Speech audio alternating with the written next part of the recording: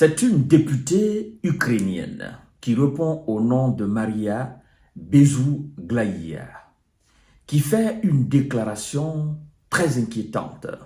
Déclaration qui, selon elle, elle aurait appris des informations très précieuses auprès de l'entourage du commandant en chef des forces armées ukrainiennes. Il s'agit donc de monsieur le général Alexandre Syrski. Pour la petite histoire, vous savez que monsieur Alexandre Syrski est venu en remplacement du général Valéry Zalouzny, qui a été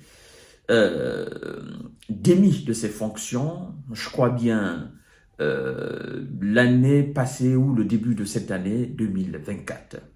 Parce que M. Valéry Zalouzny a passé une interview très dérangeante sur l'échec de la contre-offensive qui a été menée en 2023.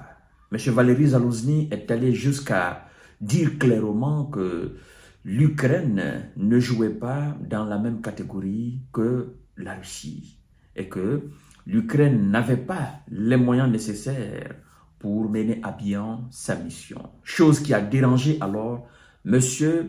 Volodymyr Zelensky et qui lui a démis de ses fonctions et remplacé par M.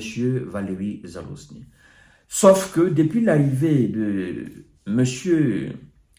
Alexandre, voilà, j'allais dire, j'ai fait un lapsus, sauf que depuis l'arrivée de M. Alexandre Syrski, la situation ne s'est pas encore améliorée. Et à la place et lieu de l'amélioration de la situation au niveau de toutes les lignes de front, les soldats de M. Zelensky ne font que reculer. Et la Russie ne font, les forces armées russes ne font qu'enregistrer des victoires. Vous l'avez constaté depuis le début d'ailleurs de cette petite offensive à Kharkiv où ils étaient obligés de prendre les soldats des autres lignes de front, les envoyer vers le nord à la frontière de Belgorod. Et Maria nous dit ceci, parce que c'est très inquiétant. Monsieur le commandant en chef des forces armées ukrainiennes n'est pas sûr que ces troupes peuvent avoir l'avantage sur l'armée russe. Monsieur Syrski est aujourd'hui favorable pour un cessez-le-feu. Il n'est pas, on ne parle pas de capitulation, mais reddition. Monsieur Syrski comprend que non seulement ces hommes n'ont pas les moyens nécessaires, mais aussi ceux qui sont censés les aider n'ont pas aussi les moyens nécessaires. Et donc, le peu de ces hommes qui restent encore, il veut vraiment mettre un thème à la situation. Mais je crois que ça ne sera pas l'avis de M. Zelensky.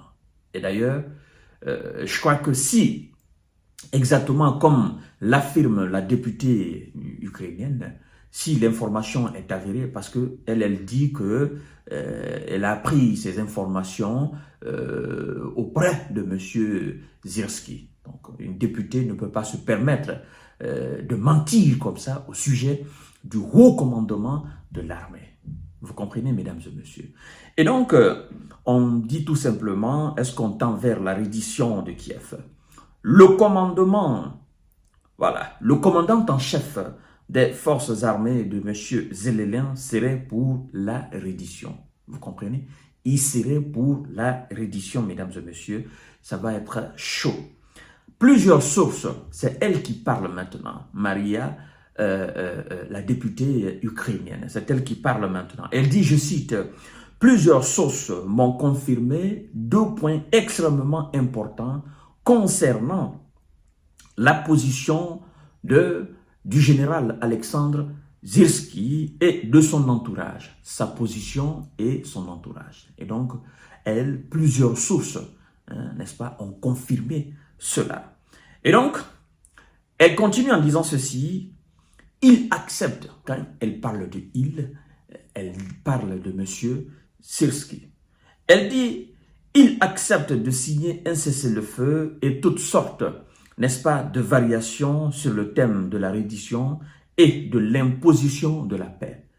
Voilà, a déclaré la députée ukrainienne Mariana, voilà, Mariana Bezuglaïa.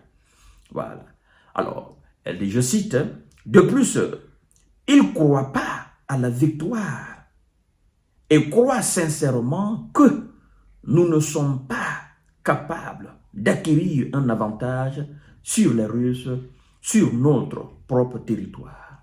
Donc, monsieur le commandant ne croit pas, n'est-ce pas, à une supériorité de ses troupes sur les Russes dans leur propre pays. C'est ce qu'elle dit. Donc elle, sincèrement, elle est mécontente et donc certainement elle tire la sonnette d'alarme pour dire si le commandant lui-même et son entourage ne croient pas que ces hommes pourront acquérir un avantage sur les hommes de monsieur VP, ça veut dire que tous ceux qui sont envoyés depuis son arrivée ont été vendus. On les a utilisés comme des canons à chair parce qu'il fallait tout simplement reconnaître, n'est-ce pas, la faiblesse des hommes. Il fallait tout simplement faire l'état des lieux et dire tout simplement, je ne peux pas accepter cette mission parce que je ne vois pas d'opportunité, je ne vois aucune chance.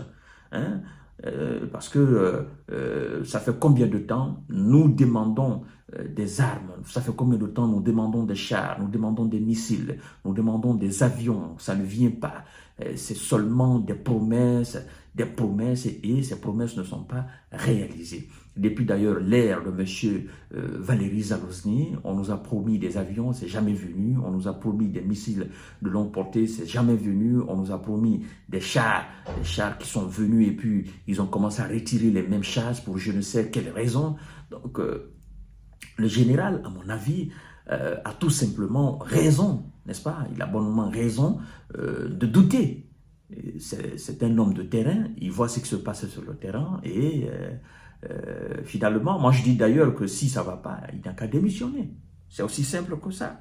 Alors, la députée qualifie d'ailleurs de criminel le général avant d'estimer que chaque jour de son commandement réduisait l'efficacité au combat des troupes ukrainiennes. Voilà, la députée va plus loin pour dire que M.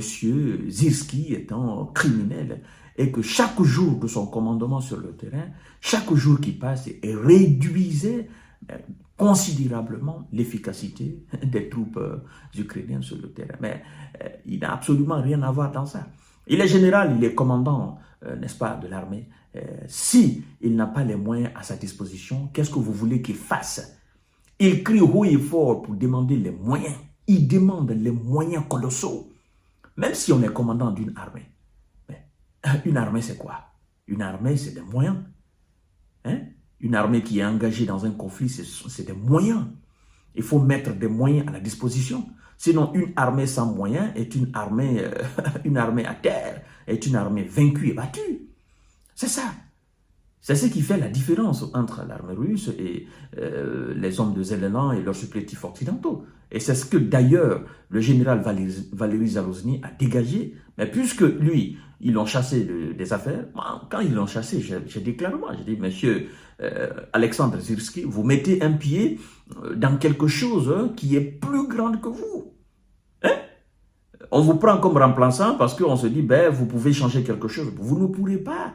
On ne change pas la situation sur le terrain avec de la salive ou encore avec des rayis. Non, non, non, non, non. On change la situation avec des hommes, mais aussi avec des équipements, avec des munitions.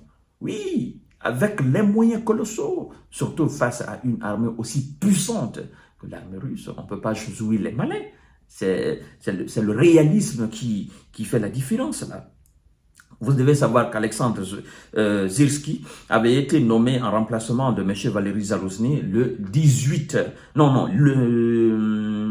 Valéry Zaluzny, ce 8 décembre, n'est-ce pas, dernier là. Voilà, je ne me suis pas trompé de date. était au front avec le président M. Zelensky, ayant notamment critiqué le manque de moyens de l'armée et l'échec de la contre-offensive estivale. Voilà, M. Zalouzny, comme je viens de vous le dire tout à l'heure, en fait, c'est ce qui s'est passé et c'est une déclaration quand même qui met un point très important sur l'état, n'est-ce pas, des troupes ukrainiennes actuellement sur le terrain. Et voilà, mesdames et messieurs, c'est pourquoi on parle de diplomatie, on parle de paix, on parle de négociation, on parle de compréhension, on parle